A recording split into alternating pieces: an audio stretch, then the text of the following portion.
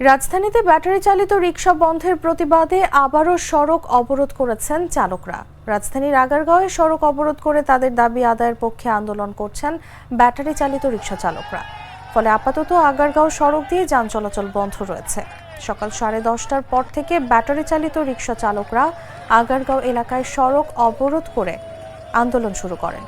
বিষয়টি নিশ্চিত করে ট্রাফিক মিরপুর বিভাগের অতিরিক্ত উপপুলিশ কমিশনার তানিয়া বলেন, আগারগাঁও এলাকায় ব্যাটারি চালিত রিকশা চালকরা সড়ক অবরোধ করেছে। তাদের অবরোধের কারণে যান চলাচল ব্যাহত হচ্ছে। যান চলাচল স্বাভাবিক রাখতে আমরা মিরপুর 10 নম্বর থেকে যানবাহন অন্যদিকে ঘুরিয়ে দিচ্ছি। পরিস্থিতি নিয়ন্ত্রণে আমরা কাজ করছি।